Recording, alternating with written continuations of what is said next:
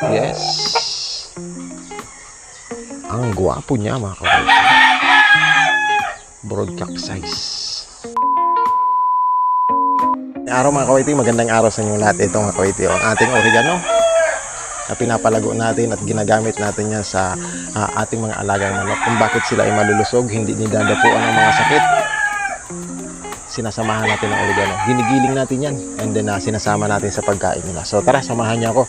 Ipakilala at ipakita natin ang mga alagang natin manok dito sa ating munting backyard mga kawaiti. Let's go!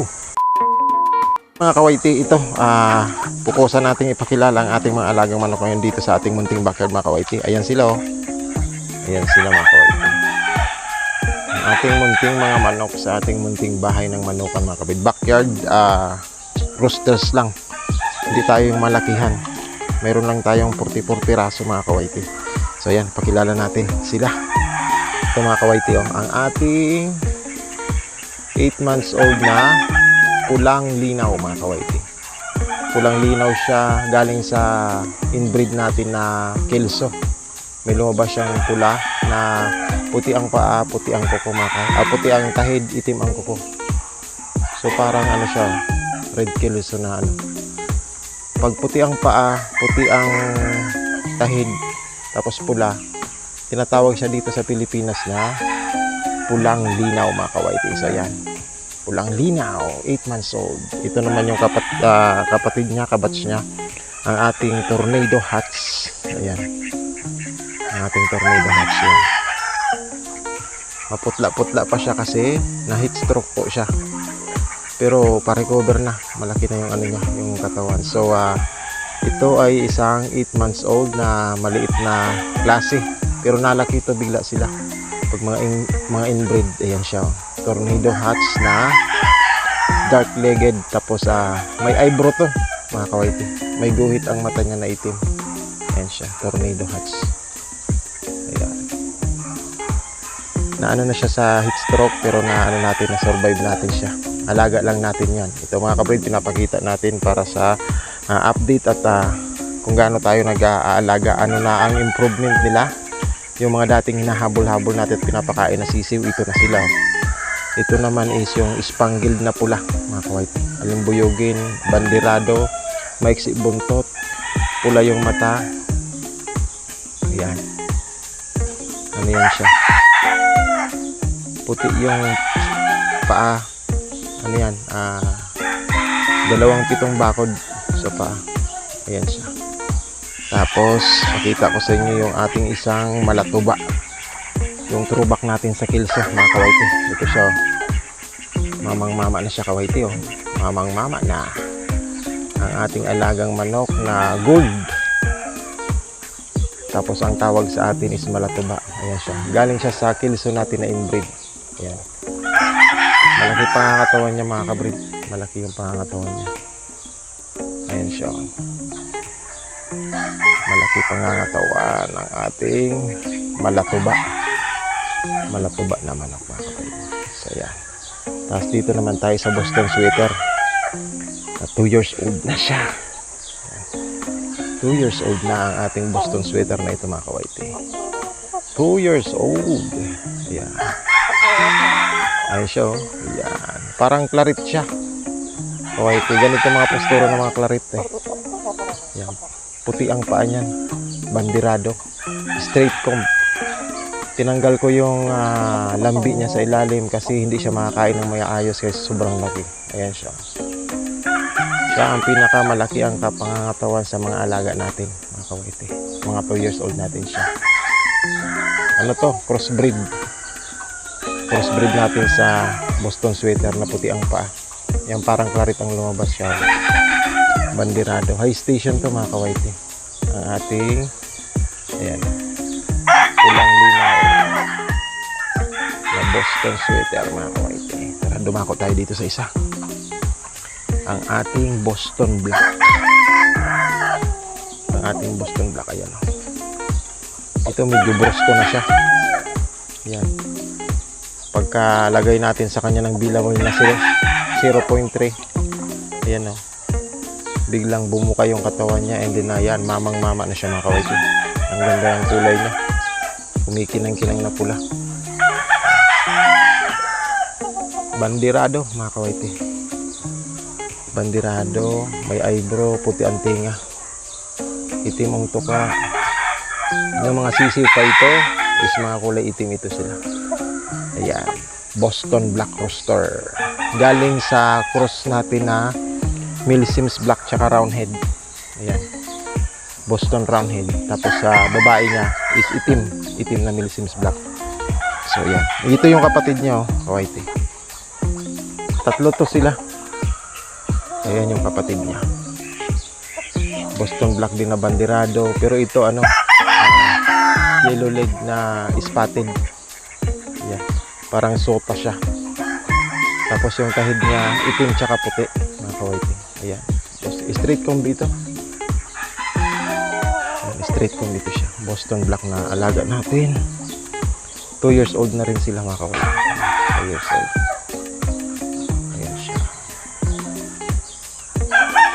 Boston Black. Ayan. Hilting-hilti yan mga kawaiti. Malulusog ang mga crossbreed natin. Halos wala tayong naging lossy sa crossbreed. Kaso ang pag-ugali hindi natin gamay-gamay ba. Ito naman ang ating maliit na pinakabunso natin sa palahi. Ang ating white Kelso na sinibalang mga kawaiti.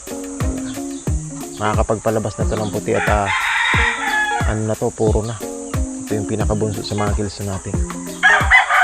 Maliit lang na klase pero hindi balahibuhin. Kung ano yung nakikita mo, yan na yung katawan niya mga kawaiti. Ang ating Spangled White Kelso. So ang tawag niyan dito sa atin is sinibalang. Ito naman yung batch niyan, second batch. Yung ating magti 3 years old na. Magtatatlong taon na po natin siyang alaga. Ang ating 1/2 na Kelso. So ang kalahati niyan is hatch mga kawaiti.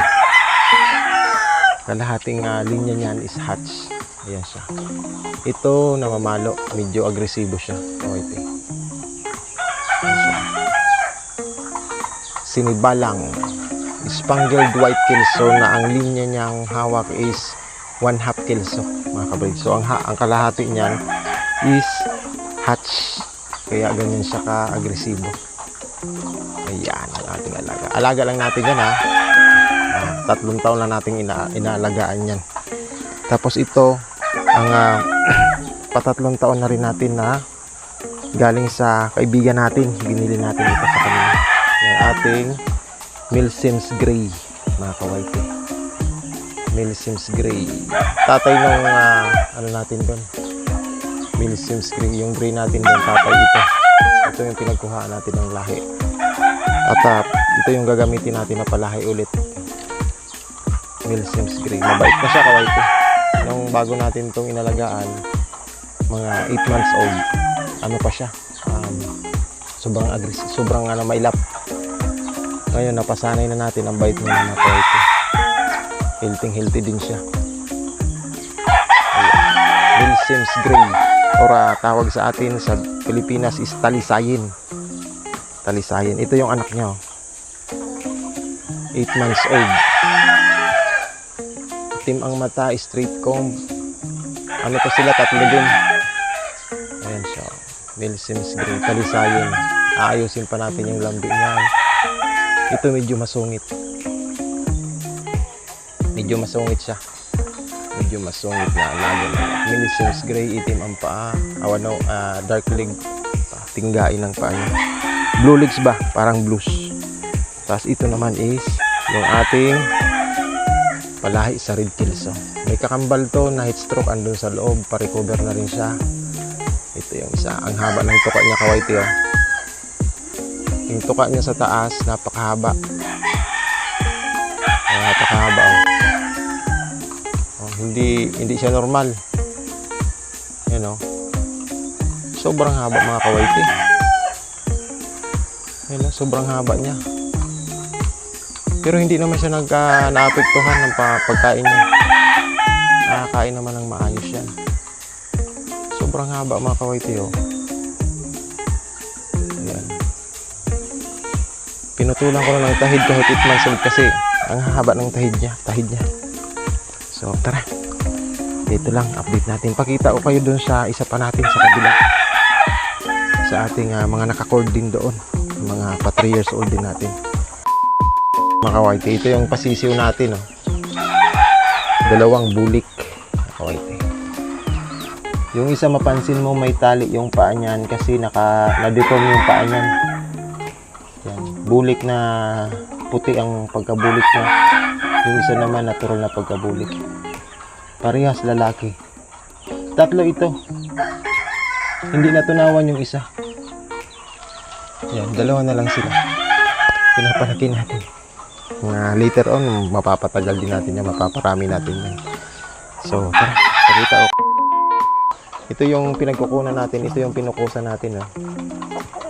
Pa5 taon na yan. Ang broodcock natin. 1/4 na white kills. So, yan ang mga round heads natin. Mga round heads. Ang mga pinakatatay niyan, kamukha nun. Oh. Ito yung kamukha niya. 3 taon na ito. 3 taon na ito siya. Ganito ang itsura ng pinaka-broodcock natin. Yan. Round heads, straight comb. Ganyan na ganyan. Tapos ito maliit nga lang siya. Pero yung pinaka-broodcock natin na pinalahian natin is ganyan nga. Ganyan.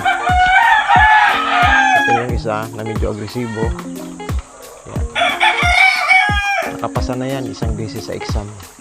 Walang sugat. Tornado hats. Tornado hats. Ready siya. Yan, ready na naman siya. Tapos ito yung kapatid niya na dark red na hats.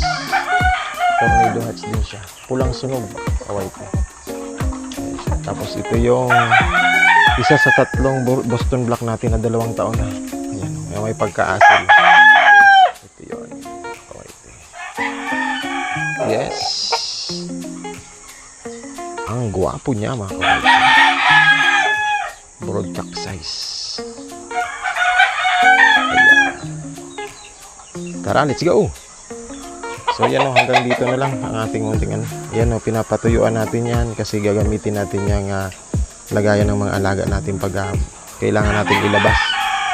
So yan o, mga kawaite, ang ating munting backyard. Hanggang dito na lang. Pakilala lang tayo ng pakilala.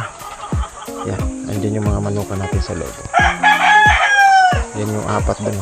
Yung mga naka-pre-con natin, 4 na piraso, bali 5. Let's go!